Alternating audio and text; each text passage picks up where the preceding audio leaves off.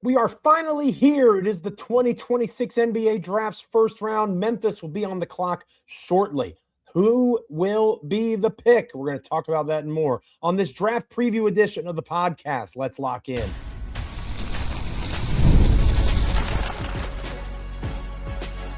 You are Locked On Grizzlies, your daily Memphis Grizzlies podcast. Part of the Locked On Podcast Network, your team every day. Welcome to Locked On Grizzlies. I am your host, Joe Mullinax. No to Michael Cole, Memphis Grizzlies beat writer for the Commercial Appeal, continuing to deal with some technical difficulties. We are all good. Thank you so much for being with us on yesterday's show. Thank you so much for making the month of May so successful for us at Locked On Grizzlies. We got our monthly newsletter from the boss man, and things are going well for us. So happy to have you with us.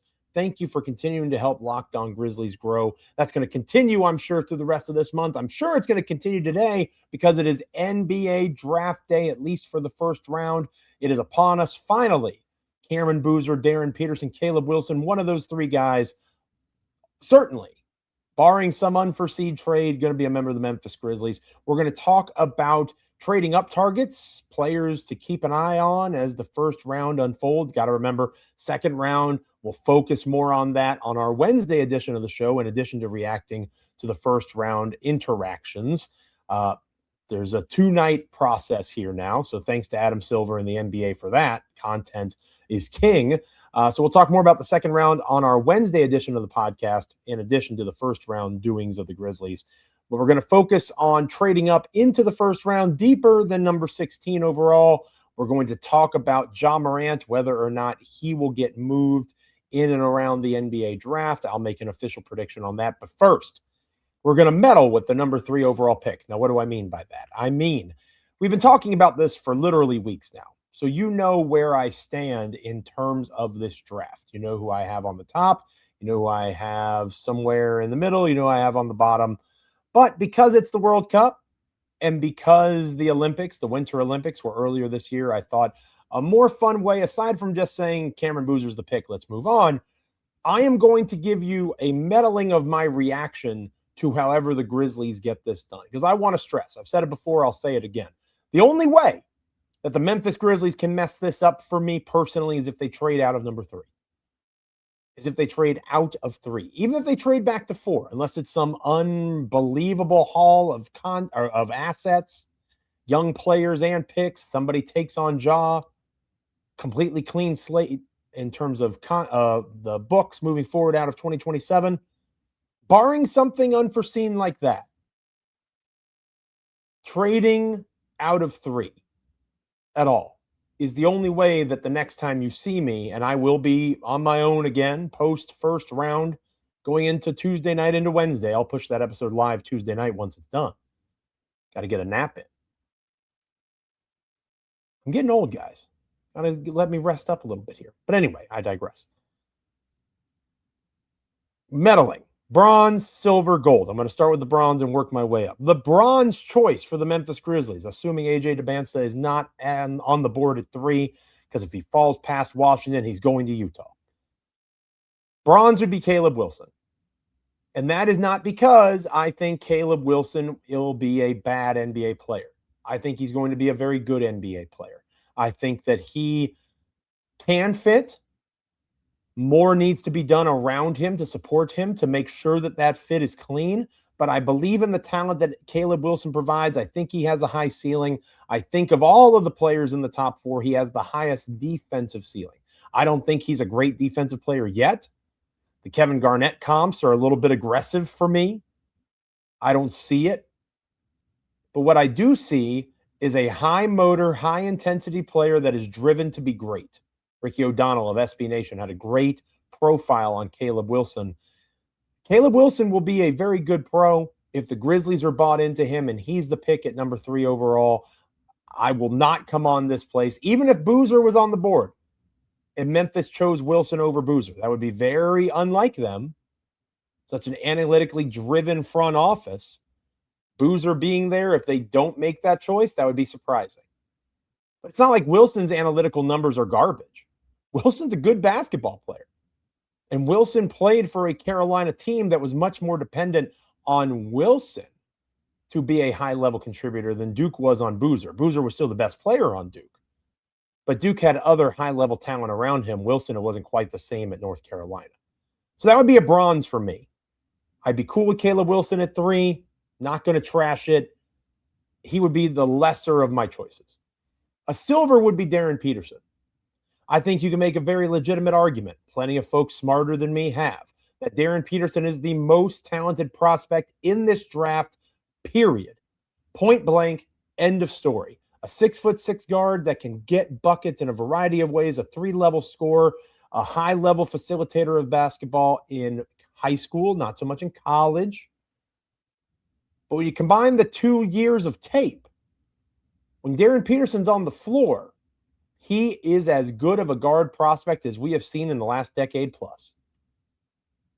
What was the key phrase there, dear listener, dear viewer? When he is on the floor. That is important to say. And that flashing red light is a warning sign for me.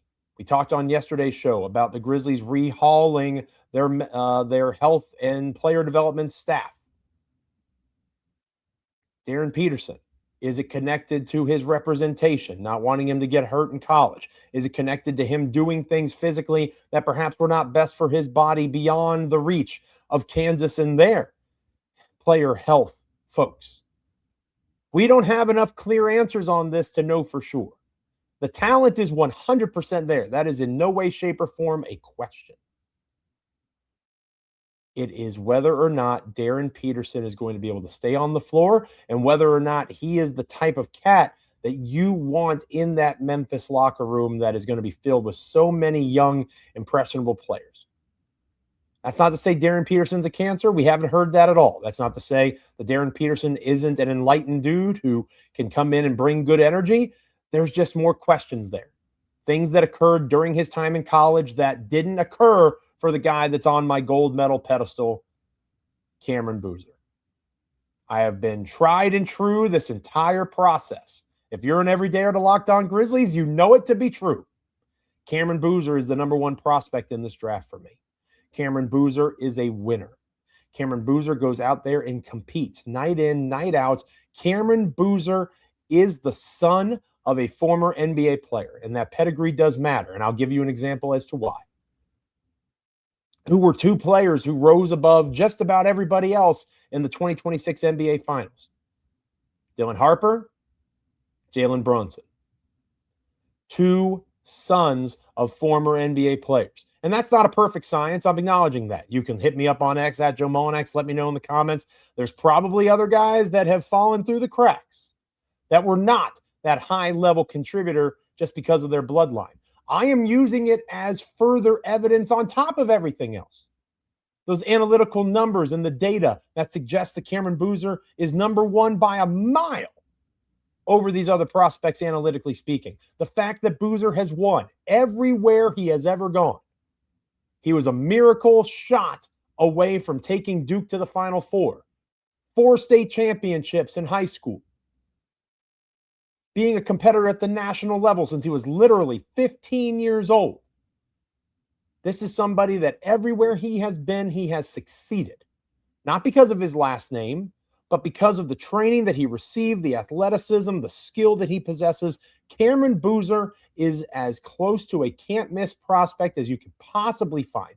And the Grizzlies need a can't-miss prospect. But you know what the best thing that continues to be glossed over about Cameron Boozer is? Guess who the youngest player who is going to be almost certainly drafted in the lottery is going to be on Tuesday night, tonight.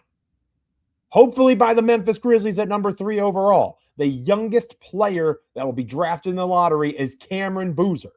So acting like he is some finished product is asinine to me. How can you look at a Caleb Wilson and say, look at his potential? Darren Peterson, look at his potential. Caleb Wilson is literally a year older than Cameron Boozer. And there's a 1-inch height difference combined with a 1-inch wingspan difference on the other end. Boozer and Wilson are essentially the same height and length combined. And Boozer has him outweighed by 40 pounds in terms of being an NBA body-ready big. So that's my medal stand. Caleb Wilson, if he's the pick, cool. I like it. Darren Peterson, if he's the pick, I love it. Silver medal. The gold medal is now and always has been for me Cameron Boozer. If he is the number 3 pick of the Memphis Grizzlies, it will be a hallelujah, sing and praise to the good Grizz. That is a cornerstone that you build a winning championship franchise around. Let me know in the comments. Hit me up on X. How are you feeling about my medal stand? How would you arrange things? Again, they can't go wrong. I truly believe that. They're just varying degrees of right. When we come back here on Locked On Grizzlies, going to talk about trade-up targets, teams to keep an eye on as Memphis explores the possibility of getting higher up in the first round later on tonight. Stick around here on Locked On Grizzlies. This episode of Locked On Grizzlies is brought to you by KALSHI. The World Cup is here, and it's the most electric time in soccer on KALSHI. You can trade every single match and the championship game. It's pretty cool, whether it's Switzerland against Canada coming up in a couple of days, Japan and Sweden, and of course, the Saudis going against Cape Verde, Algeria, Austria. There's so many tremendous matchups. I'll use Switzerland and Canada, for example. 40% probability for Switzerland. The second team, obviously, is Canada. There's various payouts. $100 trade can pay out a certain amount if you win. There are so many levels to the market as the World Cup heats up. Those numbers move in real time, and you can buy in and out in real time. On KALSHI, it's important to remember you're trading against peers on a live market. There is no house, and as the probability changes, you can buy in and out of your position. For a limited time, download the KALSHI app. Use the code LOCKEDON to get $10 when you trade 10, KALSHI, KALSHI. Trade on anything. 18 and over only. Restrictions and eligibility requirements apply. Event contract trading involves risk and may not be suitable for all investors. Prices, values, and available markets may differ from those mentioned. For more information, see kalshi.com/regulatory. Today's episode of Locked On Grizzlies is also brought to you by the good folks over at 5 Hour Energy. I love 5 Hour Energy. I know you do as well. I'm probably going to need a 5 Hour Energy as I cover the draft for us here at Locked On Grizzlies. There are certain flavors that instantly feel like summer. For a lot of people, those classic red, white, and blue freezer pops are right at the top of that list. Sweet cherry, lime, blue raspberry. It's one of those nostalgic summer flavors that everybody recognizes. And now 5 Hour Energy is bringing that flavor combination into the new Firework Freeze 5 Hour Energy shot. That blend of sweet cherry, zesty lime, and electric blue raspberry into one refreshing shot inspired by those iconic summer freeze pops. That can help as summer schedules get crazy. The kids have camps, basketball leagues, dance classes, road trips, concerts. So much is going on. It allows for you to quick and on the go, grab one on the way out the door, and it can make a huge difference. Ignite your taste buds with the flavor of the summer. Get a Firework Freeze 5 Hour Energy shot today. For more information, visit 5hourenergy.com. Friendly reminder, about the Everydayer Club. Get your daily Locked On Grizzlies fix completely ad-free by joining the Everydayer Club today. Start your 7-day free trial right now. Get closer to your team without the interruptions. Click on the link in the show notes or go to lockedongrizzlies.supercast.com to claim your free trial. Go do it now. So as I talked about on yesterday's show, not exactly groundbreaking analysis here, Zach Kleiman, Memphis Grizzlies general manager, loves to trade up in these drafts. He's done it time and time again. Cedric Coward, who was on the scene on Monday in New York doing the media day rounds, talking with hopefully future Memphis Grizzly Cameron Boozer. You got to remember, in an alternate universe, Cedric Coward didn't play this past season for the Memphis Grizzlies, earning all NBA rookie honors. He was at Duke, probably helping the Dukies win a national championship alongside Cameron Boozer. How nice would it be for them to be teammates finally in Memphis, Tennessee with the Grizzlies? Fingers crossed. But the Grizzlies traded up for Cedric Coward, as we've talked about, and they traded up for numerous other players throughout the Zach Kleiman era. So who could be some trade-up targets for the Grizzlies? This perfect pairing idea with one Cameron Boozer, if that's the pick.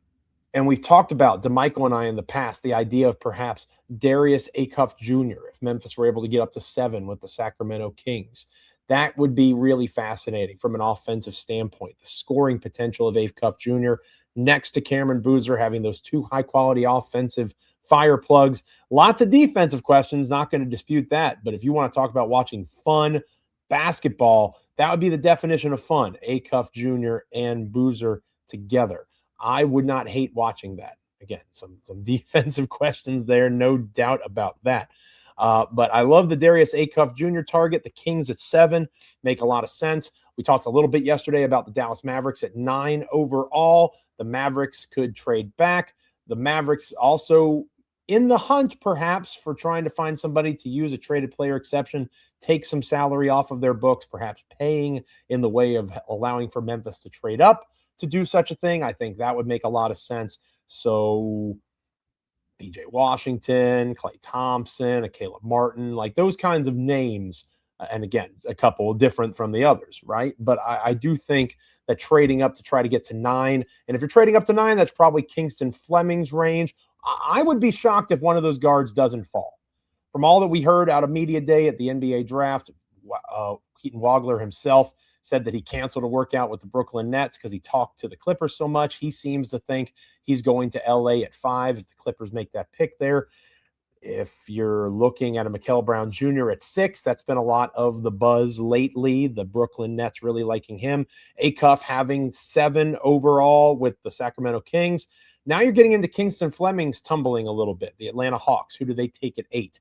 Could it be a Braden Burries? Could it be a Nate Ament? Now you're falling to 9. Kingston Fleming's could be a really good pick for the Memphis Grizzlies trying to solidify that point guard spot coming out of the Ja Morant era. And we'll close our show today with my official prediction about whether or not that happens sooner rather than later. There's a pretty massive domino. I'm going to have a little bit of a cop-out, spoiler alert, that has to fall first. We'll see how it all plays out, and we'll talk about that to close out today's show. But I like Kingston Fleming's in that 8-9 range. I do think he'll probably be the point guard that falls because you can project a higher ceiling for a guy like Mikel Brown Jr. than you can at Kingston Fleming's. I'm not saying that's right or wrong, but I think that's a pretty easy projection to make. So I could see that being a very real possibility for Fleming's to fall, and it wouldn't cost as much for Memphis to move up. We know that the Grizzlies have been in conversations about Nate Ament in the past. DeMichael and I took Nate Ament at 16 overall in the Locked On mock draft. No way Nate Ament is on the board at 16. That is a prediction I will happily make. Please point out in the comments. Hit me up on X at Joe Mullinax. I'll eat a spicy pepper or something like that on the post-first round show if Nate Ament is on the board at 16. I don't see it. He's a 6'11" wing. You can have your doubts or questions about the dog that may or may not be in him. You don't have that level of skill at that size and make it outside of the NBA draft lottery. You just don't. So if Memphis wants Ament, they're going to have to trade up. I'm not saying they do want Ament. I think that's somebody that could be a target for them. Getting to 9 with Dallas, obviously the major news, the former Michigan coach Dusty May now going to the Dallas Mavericks as their head coach. There's 3 Michigan front court players that all are in the top 15 or so of this draft. Could the move for the Wolverines potentially be at 9? Do the Grizzlies have somebody from Michigan high up on their board and they'd have to trade up in front of Michigan or not Michigan, up in front of the Mavericks or with the Mavericks themselves to make such a deal? I've talked about Mo Johnson Jr. a lot, both here and more so over at On SI, where I do my writing. Make sure you're following at On SI for the Grizzlies work that I do in terms of writing. So I could see that being an interesting fit. We've talked about LeBaron Philon Jr. out of Alabama before. That's another guy. I don't know how far you'd have to trade up for him. He could be on the board at 16, but he would be an interesting choice. And then you're starting to get into guys like Kareem Lopez, Bennett Sturts, Ibuka Okori, who I've talked about a lot before. Memphis isn't going to have to trade up for those guys. If they want them, they'll be there on the board at 16. To me, the ideal trade-up target in this draft for Memphis is somebody like Darius Acuff Jr., because there is no bigger swing in terms of a superstar offensive talent than Acuff. And you bring in Acuff alongside a proven winner. It's not like Acuff's a loser, right? But between Acuff and Boozer, it is hard to not be excited about the future of Memphis Grizzlies basketball if those two guys are in the mix. You probably have to get up to 7 to pull off that kind of a deal. Are the Kings in the mix for that? That's a fair question. What does Sacramento want if they're going to give up that chance at that type of player? The Kings obviously would trade back to 16 in that scenario. Would they want another second rounder? One of the 3 future 2027 picks that the Memphis Grizzlies have. There's lots of conversations that can be had there. It also could be connected to how we're going to close out the show with a Ja Morant conversation. Will a Ja trade be happening? When I say soon, between now and the next time you hear from me, post first round. That's going to be a focus for us coming up next here on Locked On Grizzlies. Make sure that you're sticking around for that conclusion. I might surprise you. You never know. Might surprise you with how I'm feeling about that. This episode of Locked On Grizzlies is brought to you by Indeed. Workplace chaos can show up fast. That's where Indeed Sponsored Jobs comes in. Indeed Sponsored Jobs helps you reach candidates who actually fit what you're looking for based on skills, experience, and location. Finding the right person can make all the difference, whether it's building a business or building a winning team. Some of the best moves organizations make aren't always the splashiest ones. Sometimes it's finding the person who fits exactly what the team needs at the right moment. I'm a big believer in Cameron Boozer in that way. That's what stands out. It's the same kind of idea behind Indeed Sponsored Jobs, connecting organizations with candidates who are the right fit from the very start. Spend less time searching and more time actually interviewing candidates who check all of your boxes with less stress, less time, and more results. And listeners to this show will get a $75 sponsored job credit to help get your job the premium status it deserves at Indeed.com/podcast. Just go to Indeed.com/podcast right now and support our show by saying you heard about Indeed on Locked On Grizzlies. Indeed.com/podcast. Terms and conditions apply. Need to hire? This is a job for Indeed sponsored jobs. Finishing out this edition of Locked On Grizzlies, it is I, Joe Mullinax, and I know that we have had a lot of comments, mentions on X about a live stream episode of the show. I appreciate that energy. To be honest with you, I just don't have the bandwidth in my personal life. I'm a dad. I've got 3 kids. I try to be a decent husband. I'm going to be working. Don't get me wrong. I'm going to be writing over it on SI. I'm going to be locked in with you here on Locked On Grizzlies.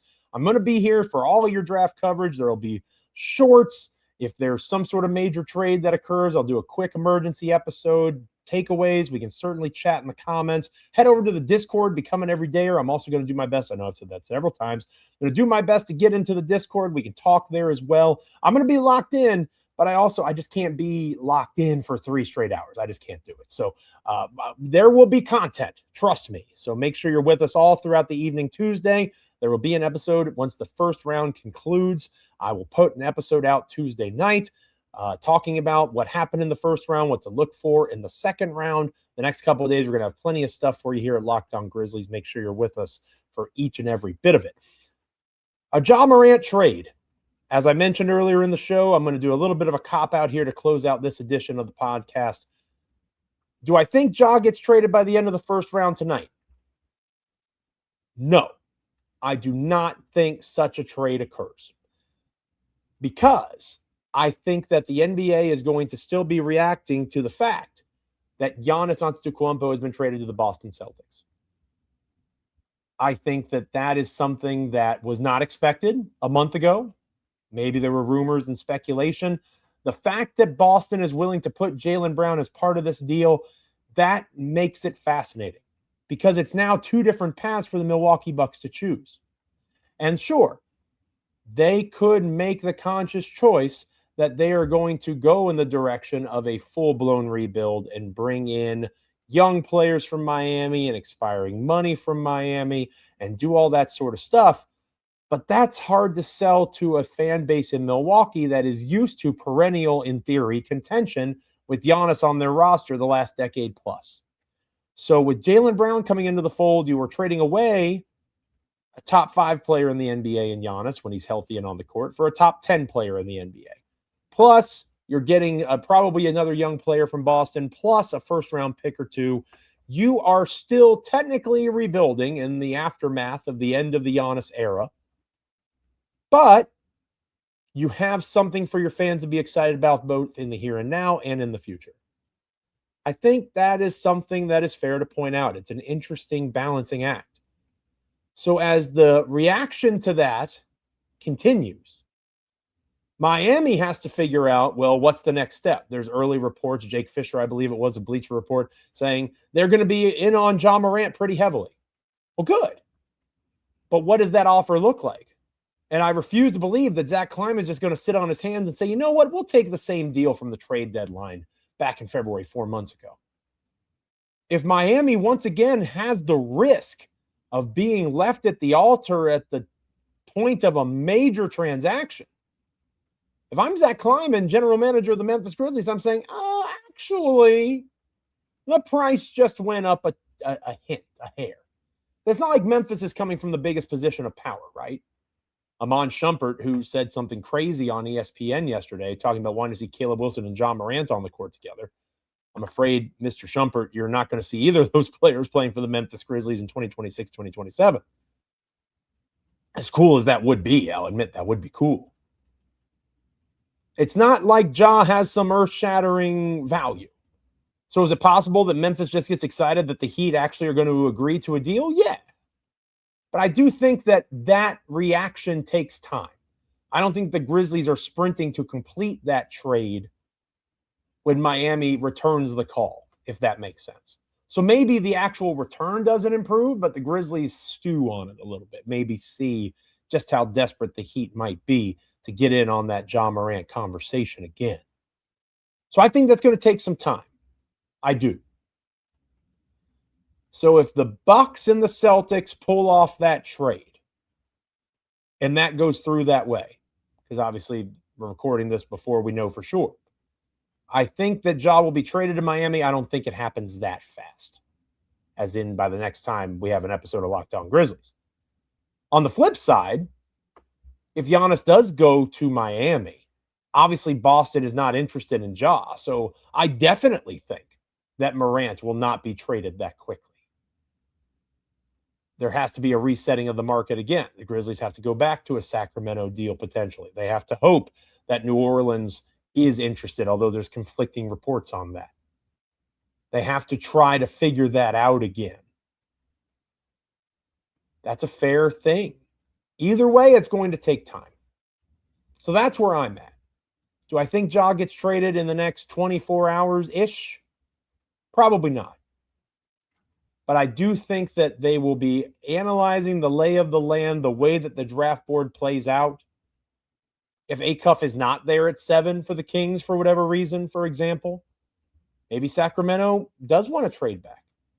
Maybe Acuff, they were so hard pressed to bring in a star caliber guard like that. If he's off the board, maybe Sacramento does give Ja another thought. So I'm not sure I believe that it's going to happen between now and the next time you hear from me, see me. But it could, of course, it could. That's just a major transaction. And with the Giannis thing hovering over the proceedings, it could go down Monday night. It could go down Tuesday. If it does go down Monday night or Tuesday morning before this episode goes live, I'll probably put out a short talking about how this episode was recorded before the Giannis trade. But again, I feel like I'm covering my bases here. It's either going to be Miami or it's going to be Boston. If Giannis goes to Boston, I do think Ja to Miami is a lock at that stage. Pretty close to a lock. I just don't know how quickly that gets pulled off. Maybe it's fast. Maybe Memphis is just okay with that trade deadline type of deal and they just move on. I could see that being a logical proceeding. But it's hard for me to think that Zach Kleiman is just going to say okay in that front. Maybe he waits a day or two to see how things shake out.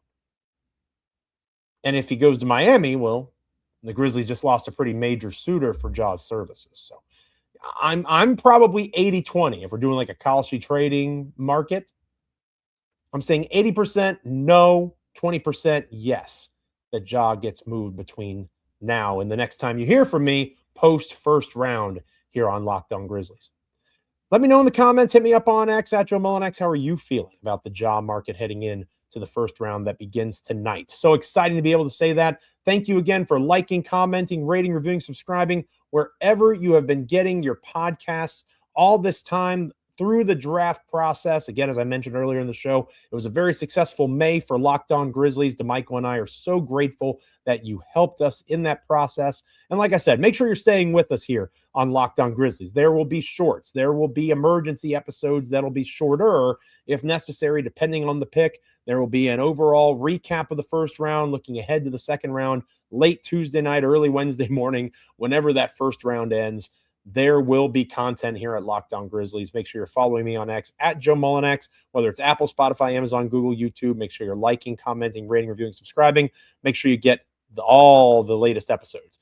If you never miss an episode, the Everydayer Club is built for you. Get Locked On Grizzlies ad-free, plus members-only Discord access and more. Head to lockedongrizzlies.supercast.com to join the club. For those of you on video, we send you to the first ever 24/7 national NBA YouTube channel. On audio, make sure you make your second listen NBA game night on Locked On NBA. Stay locked in with us. Enjoy your day leading up to the draft, and we will catch you back here throughout the evening here on Locked On Grizzlies, wherever you get your podcasts. We are free and available. Until next time, see ya.